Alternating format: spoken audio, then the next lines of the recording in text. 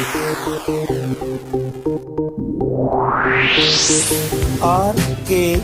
स्वागत है दोस्तों आपका एक बार फिर से हमारे YouTube चैनल RKB कैंफी वीडियोस में। स्टूडेंट्स, पिछली वीडियो में हमने आपको प्लांक क्वांटम सिद्धांत के आधार पर ब्लैक बॉडी रेडिएशन यानी आदर्श कृष्णिका विकिरण की विस्तार पूर्वक व्याख्या समझाई थी। तो आज की वीडियो में हम आपके लिए लेकर आए हैं आदर्श कृष्णिका से आगे का टॉपिक, जो दूसरी व्याख्या प्लांक क्वांटम सिद्धांत के आधार पर हम कर सकते हैं, वो है प्रकाश वैद्युत प्रभाव, फोटो इलेक्ट्रिक इफेक्ट, प्रकाश वैद्युत प्रभाव। एक्चुअल में इस प्रभाव की व्याख्या एक वैज्ञानिक थे हर्ट्ज, उन्होंने 1887 में की थी। फिजिक्स में भी आपका ये चैप्टर अलग से है, प्रकाश वैद्युत प्रभाव के नाम से ही। यहां पर हम इसकी कुछ व्याख्या कर रहे हैं। तो प्रकाश अर्थात सनलाइट के द्वारा वैद्युत अर्थात बिजली, विद्युत धारा उत्पन्न होने का प्रभाव ही प्रकाश वैद्युत प्रभाव कहलाता है। अब ये प्रभाव होता किस प्रकार से है? जैसे आप लोगों ने देखा होगा सोलर सिस्टम जिसको हम कहते हैं, उस सोलर प्लेट में हम सूर्य के प्रकाश के द्वारा विद्युत ऊर्जा का उत्पादन करते हैं। तो इसमें होता क्या है, प्रोसीजर क्या है, पहले वो बता रहा हूं, फिर उसकी परिभाषा किस प्रकार से आप लोग लिखेंगे वो देखना। अगर किसी प्लेट पर, धातु की प्लेट पर सूर्य का प्रकाश डाला जाता है, तो सूर्य का प्रकाश डालने पर इस प्लेट से इलेक्ट्रॉन उत्पन्न होना शुरू हो जाते हैं। अब इसके द्वारा अगर हम एक परिपथ पूरा कर दें, तो परिपथ पूरा करने पर दूसरी प्लेट की ओर जैसे ही इलेक्ट्रॉन चलना प्रारंभ होंगे, तो परिपथ पूर्ण होने के कारण धारा प्रवाहित होना शुरू हो जाती है इस परिपथ के अंदर। इसे ही प्रकाश वैद्युत प्रभाव कहते हैं। अब इसकी परिभाषा को आप लिखेंगे किस प्रकार, वो देख लीजिए। किसी धातु की छड़ी या प्लेट पर सूर्य का प्रकाश डालने पर, फोटोन डालने पर, जो कि प्लांक ने फोटोन कहा था, उस प्लेट में से, धातु की प्लेट में से इलेक्ट्रॉन निकलना प्रारंभ हो जाते हैं और इलेक्ट्रॉनों के प्रवाह के कारण उत्पन्न होने वाली विद्युत प्रकाश विद्युत कहलाती है और इस प्रभाव को ही प्रकाश वैद्युत प्रभाव कहते हैं। इसकी खोज तो हर्ट्ज ने की थी 1887 में, लेकिन इसकी जो पूर्ण व्याख्या की थी वो आइंस्टीन ने की थी, आइंस्टीन ने। तो अब ये आइंस्टीन किस प्रकार से व्याख्या करते हैं, उसके आधार पर इसने कुछ नियम दिए थे। अब हम उन नियमों को लेकर चलते हैं और प्रकाश वैद्युत प्रभाव को आपको एक बार दोबारा से बताते हैं। अब अगर हम परिपथ में देखें, तो जो ये प्लेट होती है ये नेगेटिव होनी चाहिए, जबकि ये पॉजिटिव। तो यहाँ पर जो बैटरी जोड़ी गई है उसके आधार पर हम इसका चिन्ह परिवर्तित कर सकते हैं। ये पॉजिटिव पार्ट हो जाएगा, ये नेगेटिव पार्ट। जो आप संकेत पढ़ते हो कुछ इस प्रकार से ही बैटरी का संकेत आपको मिलता है। तो प्रकाश वैद्युत प्रभाव की व्याख्या इस प्रकार से हम कर सकते हैं कि जब किसी ऋण प्लेट पर सूर्य का प्रकाश डाला जाता है, तो उससे इलेक्ट्रॉन उत्पन्न होना शुरू हो जाते हैं। ये इलेक्ट्रॉन परिपथ पूर्ण होने पर विद्युत धारा का प्रवाह करते हैं। इन उत्पन्न हुए इलेक्ट्रॉनों को फोटो इलेक्ट्रॉन कहा जाता है, फोटो इलेक्ट्रॉन, तथा उत्पन्न हुई धारा प्रकाश विद्युत धारा कहलाती है और यह प्रभाव ही प्रकाश विद्युत प्रभाव कहलाता है। अब यहाँ पर ये जो धातु की प्लेट है, इस पर जो इलेक्ट्रॉन डाले गए, ऐसा नहीं होता कि सभी प्रकाश के द्वारा, सभी प्रकार की आवृत्ति के द्वारा हम इलेक्ट्रॉन का उत्सर्जन कर दें। इसमें एक लाइन आप लोग आगे लिख सकते हैं उसकी परिभाषा में कि इलेक्ट्रॉनों का उत्सर्जन एक निश्चित आवृत्ति से अधिक ऊर्जा वाले फोटोन के द्वारा ही होता है। या कह सकते हैं कि इलेक्ट्रॉन उत्सर्जन करने के लिए एक निश्चित आवृत्ति की ऊर्जा की आवश्यकता होती है। अब यहाँ एक क्वेश्चन मैं आपको कह रहा हूं कि अगर ये प्लेट आपकी पॉजिटिव हो जाए और यहाँ पर ये प्लेट आपकी नेगेटिव हो जाए, पॉजिटिव प्लेट पर हम प्रकाश को डालें, तो क्या धारा प्रवाहित होगी? यदि होगी तो क्यों, और नहीं होगी तो क्यों? आप इसका कारण बताइए। आप इसका आंसर कमेंट बॉक्स में लिख सकते हैं और अगर नहीं मालूम तो आप हमें पूछ सकते हैं अपना व्हाट्सएप नंबर लिखकर। अब इसके पश्चात हम लेकर चलते हैं प्रकाश वैद्युत प्रभाव के नियम। ये नियम दो वैज्ञानिक थे, एक था लेनार्ड और एक था आपका मिलिकन। इन दोनों ने इन प्रकाश वैद्युत प्रभाव के नियमों की उत्पत्ति की थी। उनकी व्याख्या भले ही आइंस्टीन ने बाद में की हो। तो उनके अनुसार प्रथम नियम में क्या कहा गया था कि अलग अलग धातुओं के लिए अगर हम अलग अलग धातुओं की प्लेट ले लें, उस पर प्रकाश डालें, तो जरूरी नहीं सभी धातुओं से प्रकाश इलेक्ट्रॉन निकल जाएं। तो अलग अलग धातुओं के लिए इलेक्ट्रॉन उत्सर्जित करने के लिए अलग अलग ऊर्जा के फोटोन की आवश्यकता होती है, और किसी भी धातु की प्लेट से इलेक्ट्रॉन उत्सर्जित करने के लिए ऊर्जा की एक न्यूनतम आवश्यकता होती है, जिसे देहली ऊर्जा कहते हैं। अब देहली ऊर्जा की परिभाषा हम एक प्रकार से और बना सकते हैं, इसको थ्रेशोल्ड एनर्जी बोला जाता है। थ्रेशोल्ड एनर्जी, इसकी परिभाषा किस प्रकार से कह सकते हैं, किसी धातु प्लेट से इलेक्ट्रॉन उत्सर्जन के लिए आवश्यक न्यूनतम ऊर्जा उसकी देहली ऊर्जा कहलाती है। अब ऊर्जा जो प्लांक ने दिया था फॉर्मूला, उसका था E=h²।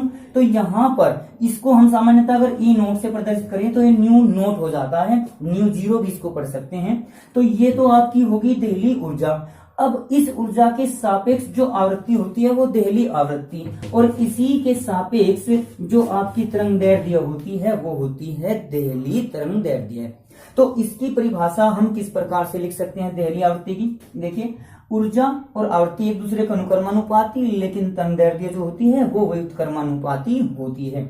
तो देहली ऊर्जा की परिभाषा किसी धातु पृष्ठ से इलेक्ट्रॉन उत्सर्जित करने के लिए आवश्यक न्यूनतम ऊर्जा, ये तो न्यूनतम, ये आवृत्ति अनुक्रमानुपाती होने का ये भी न्यूनतम, यानी किसी धातु सतह से इलेक्ट्रॉन उत्सर्जन के लिए आवश्यक न्यूनतम आवृत्ति देहली आवृत्ति कहलाती है।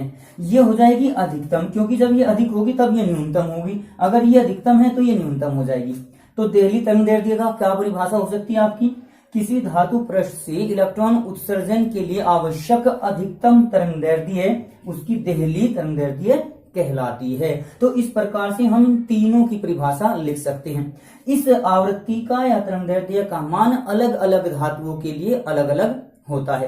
जैसे कि अगर हम चांदी को ले लें, चांदी विद्युत का सबसे अच्छा सुचालक होता है, उष्मा का भी अच्छा सुचालक होता है, तो उसको गर्म करने के लिए हमें बहुत ही कम ऊर्जा की आवश्यकता होगी। तो सूर्य का प्रकाश जैसे उस पर पड़ा तो आसानी से इलेक्ट्रॉन उत्सर्जित हो जाएंगे। लेकिन अगर हम उसके रेस्पेक्ट में लोहे को ले लें तो पीतल को ले लें, पीतल वैसे मिश्र धातु होती है, तो उन पर ज्यादा मात्रा में हमें प्रकाश डालना पड़ेगा, ज्यादा ऊर्जा का प्रकाश हमें उन पर डालना पड़ेगा। अब दूसरी एक बात और यहाँ पर आती है कि जब भी किसी सतह पर प्रकाश गिरा तो प्रकाश के गिरते ही साथ के साथ इलेक्ट्रॉन निकलना प्रारंभ हो जाते हैं, यानी प्रकाश के गिरने और इलेक्ट्रॉन उत्सर्जन के बीच में कोई समांतराल नहीं होता, साथ के साथ ही निकलना शुरू हो जाते हैं।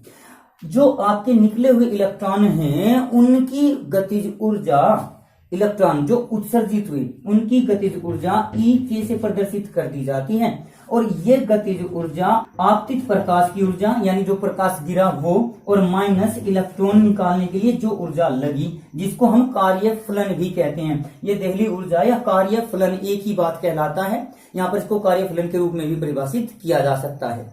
तो यहाँ देखिए, जैसे अभी आपको बताया है कि किसी धातु के पृष्ठ पर जैसे ही सूर्य का प्रकाश गिरा तो सूर्य का प्रकाश गिरते ही इलेक्ट्रॉन उत्सर्जित होना प्रारंभ हो जाते हैं। तो देखिए यहाँ पर इनकी कुछ ऊर्जा होगी, ये सूर्य के प्रकाश की कुछ ऊर्जा होगी। अब इसके साथ यहाँ इलेक्ट्रॉन निकालने के लिए कुछ ऊर्जा की आवश्यकता होती है, जिसको हम W या कार्य फलन कह देते हैं। अब जैसे इलेक्ट्रॉन निकलकर चलते हैं तो इनकी भी कुछ गतिज ऊर्जा होगी।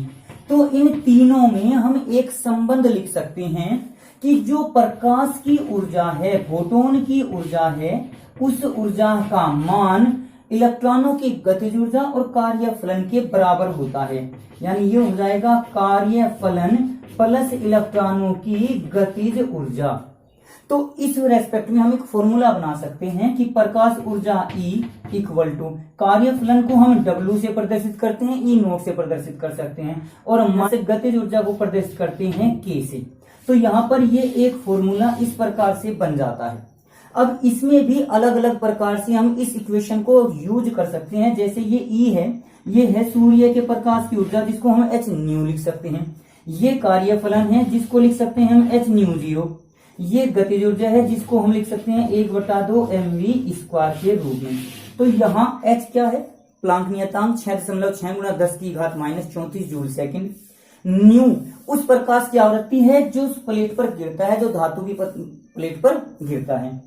न्यू 0 धातु की पृष्ठ से इलेक्ट्रॉन निकालने के लिए न्यूनतम आवृत्ति, m इलेक्ट्रॉन का द्रव्यमान और v इलेक्ट्रॉन का वो वेग है जिससे वो बाहर निकलता है। यहाँ न्यू की जगह हम लैम्डा का प्रयोग भी कर सकते हैं, यानी hc/λ = hc/λ0 -1/2 mv²। तो ये इक्वेशन आपकी किसी भी प्रकार से यूज की जा सकती है।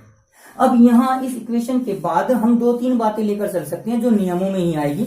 उस नियम के अनुसार क्या है, जो इलेक्ट्रॉनों की गतिज ऊर्जा है वो डिपेंड करती है ऑलवेज आपतित प्रकाश की आवृत्ति पर। अगर आवृत्ति बढ़ा देते हैं तो इलेक्ट्रॉनों की गतिज ऊर्जा भी बढ़ जाएगी, लेकिन इलेक्ट्रॉनों की जो संख्या है, उत्सर्जित हुए इलेक्ट्रॉनों की संख्या, या कह सकते हैं इलेक्ट्रॉनों की दर, प्रति सेकंड जितने अधिक इलेक्ट्रॉन उत्सर्जित होते हैं वो प्रकाश की तीव्रता पर निर्भर करती है, प्रकाश की इंटेंसिटी पर निर्भर करती है। अगर तीव्रता बढ़ गई यानी प्रति सेकंड गिरने वाले फोटोन बढ़ गए, प्रति सेकंड गिरने वाले फोटोन बढ़ गए तो जाहिर सी बात है उनकी की संख्या भी बढ़ जाएगी। उस तीव्रता पर इलेक्ट्रॉन की गतिज ऊर्जा का कोई प्रभाव नहीं पड़ता, क्योंकि गतिज ऊर्जा तो केवल h न्यू पर डिपेंड करती है। जितने फोटोन गिरेंगे हर किसी की h न्यू आवृत्ति होगी, h न्यू ऊर्जा होगी, लेकिन जितने ज्यादा इलेक्ट्रॉन गिरेंगे उतने ज्यादा इलेक्ट्रॉन उत्सर्जित हो सकते हैं। अगर हम इन बातों को एक ग्राफ के द्वारा प्रदर्शित करना चाहें तो वो कुछ इस प्रकार से कर सकते हैं कि अगर हम इलेक्ट्रॉनों की गतिज ऊर्जा E के या केवल K, जिसको अभी आपको बताया गया है, और आवृत्ति की बीच हम कोई ग्राफ खींचते हैं, आपतित प्रकाश की आवृत्ति के बीच ग्राफ खींचते हैं, तो वो कुछ इस प्रकार से हो जाएगा कि यहां से ये सीधी लाइन इस प्रकार से हम उसको प्रदर्शित कर सकते हैं। अब इस डॉटेड लाइन का क्या अर्थ है, आगे ये जो डार्क लाइन ली गई है इससे क्या अर्थ है। देखिए यहां पर जो ये वैल्यू आ रही है, किसी भी धातु पृष्ठ से इलेक्ट्रॉन निकालने के लिए आवृत्ति की एक न्यूनतम आवश्यकता होती है जिसे हम देहली आवृत्ति कहते हैं। इससे कम आवृत्ति होने पर आपका इलेक्ट्रॉन निकलेगा ही नहीं, इससे ज्यादा अगर आवृत्ति हो गई तो इलेक्ट्रॉन निकलेगा, और जैसे ही निकलेगा वो उसकी गतिज ऊर्जा हो जाएगी। अब अगर इससे कम आवृत्ति का है तो फिर गतिज ऊर्जा भी नहीं होगी, तो यानी इससे नीचे गतिज ऊर्जा संभव ही नहीं है। अब ये गतिज ऊर्जा कम से कम इलेक्ट्रॉनों की यहां पर होगी, जो कि फॉर्मूला आपका था गतिज ऊर्जा E के = है आपतित ऊर्जा माइनस कार्य फलन के रेस्पेक्ट में। दूसरी बात, अभी आपको एक बात बताई गई है कि जो इलेक्ट्रॉनों के उत्सर्जन की दर है, प्रति सेकंड जितने अधिक इलेक्ट्रॉन उत्सर्जित होते हैं वो निर्भर करती है प्रकाश की तीव्रता पर, इंटेंसिटी पर। तो अगर यहां पर हम इंटेंसिटी को ले लें, इंटेंसिटी का मतलब है कि उसमें प्रति सेकंड कितने फोटोन गिर रहे हैं, तो वो सदैव नियत रहती है। ई की जो काइनेटिक एनर्जी है वो इस पर डिपेंड नहीं करेगी, चाहे कितनी भी तीव्रता हम बढ़ा लें। उससे बस एक फर्क रहेगा कि अगर ज्यादा तीव्रता का प्रकाश गिरता है तो इसका मतलब है प्रति सेकंड ज्यादा फोटोन गिर रहे हैं, ज्यादा फोटोन गिरेंगे तो इसका मतलब ज्यादा इलेक्ट्रॉन निकलेंगे, ज्यादा इलेक्ट्रॉन निकलेंगे तो इसका अर्थ है कि अधिक विद्युत धारा प्रवाहित होगी। इसीलिए गर्मी के दिनों में जो सोलर प्लेट है वो ज्यादा से ज्यादा ऊर्जा उत्पन्न करती है, जबकि सर्दियों में जब बादल छाए रहते हैं, बादल के समय या रात के समय जब प्रकाश नहीं गिरता तो इलेक्ट्रॉन भी नहीं निकलते। लेकिन अगर थोड़ा बहुत प्रकाश गिरता है, थोड़ा भी प्रकाश गिरेगा तो जिस आवृत्ति का होगा उससे इलेक्ट्रॉन उत्सर्जित जरूर हो जाएंगे। तो यहाँ पर इस फॉर्मूले के अनुसार कुछ न्यूमेरिकल्स भी आपके होते हैं, तो वे न्यूमेरिकल्स आप लोग करके देखिए। अदरवाइज हम आपके सामने एक न्यूमेरिकल इसे एग्जाम्पल के रूप में प्रदर्शित करनी है, जिसको आप करके स्वयं देखेंगे। मैं उसका आंसर आपको साथ के साथ बता रहा हूँ। 5000 एंगस्ट्रॉम तरंगदैर्ध्य का प्रकाश एक धातु की सतह पर गिरता है जिसका कार्यफलन 1.9 इलेक्ट्रॉन वोल्ट है। ज्ञात कीजिए फोटोन की ऊर्जा और फोटो इलेक्ट्रॉन की गतिज ऊर्जा, जिसका आंसर अगर क्रमानुसार देखें तो आ जाता है 3.79 × 10⁻⁻19 जूल और 9.3 × 10⁻20 जूल। तो इस क्वेश्चन में हमें दिया हुआ है तरंग दैर्ध्य, जो प्रकाश की तरंग दैर्ध्य है वो दी हुई है 5000 एंगस्ट्रॉम, और फिर कहा गया है कि वर्क फंक्शन आपका है 1.9 इलेक्ट्रॉन वोल्ट। तो ये दोनों अलग अलग यूनिट में है। पहले हम इनको सीधे एक यूनिट में ले लेते हैं। जो 5000 एंगस्ट्रॉम है इसको हम लिख सकते हैं गुना 10⁻⁻10 करके, ये तो आ गया मीटर में। अब जो 1 इलेक्ट्रॉन वोल्ट होता है वो होता है 1.6 गुना 10⁻⁻19 जूल के बराबर होता है। तो अब हमसे जो पूछा गया है क्वेश्चन में वो कहा गया है फोटॉन की ऊर्जा। फोटॉन की ऊर्जा जो होती है वो आपकी होती है h न्यू के बराबर, या यहां से निकाल सकते हैं hc/λ से। c आपका प्रकाश का वेग है 3 × 10⁸ मीटर प्रति सेकंड। लैम्डा आपको ये दिया हुआ है, h का मान 6.6 होता है। तो यहां पर वैल्यू रखकर आप इसकी कैलकुलेशन करेंगे। उत्तर मैं आपको पहले ही बता चुका हूं। इसके बाद फिर आपको निकालना है इलेक्ट्रॉन की गतिज ऊर्जा, जो ई के है या केवल के, वो जितने प्रकाश की ऊर्जा डाली जाती है उसमें से अगर हम इस वर्क फंक्शन को घटा दें तो आपका आंसर आ जाएगा। यहां पर कैलकुलेशन करके जो उत्तर आएगा वो आपका जूल में होगा। यहां ये आंसर भी हमने जूल में ले लिया है। तो अब इसमें से अगर इसको घटा देंगे तो आपका आंसर जूल में आ जाएगा। यहां पर जो इलेक्ट्रॉन की गतिज ऊर्जा होगी वो जूल में आ जाएगी। अगर यहां से एक क्वेश्चन और आगे पूछा जा सकता है कि इलेक्ट्रॉन का वेग भी बताइए, जो इलेक्ट्रॉन निकलता है उसका वेग कितना होगा। तो जैसे ही आपकी ई के आई, इसके स्थान पर आप 1/2 mv² लगाकर v का मान निकाल सकते हैं, जहां पर m इलेक्ट्रॉन का द्रव्यमान आपको लेना होगा 9.1 गुना 10⁻31 किलोग्राम। तो आज की वीडियो में हमने आपको प्रकाश विद्युत प्रभाव, उसके नियम और उससे संबंधित सूत्र बताए। बाकी का चैप्टर हम इसका आगे आने वाली वीडियो में आपके सामने प्रस्तुत करते रहेंगे। तो आज की वीडियो के लिए आपका धन्यवाद। आज की वीडियो में बस इतना ही। अगली वीडियो प्राप्त करने के लिए हमारे चैनल को सब्सक्राइब करें, वीडियो को लाइक करें, और अगर वीडियो अच्छी लगे तो कमेंट्स करें और दोस्तों को भी शेयर करें।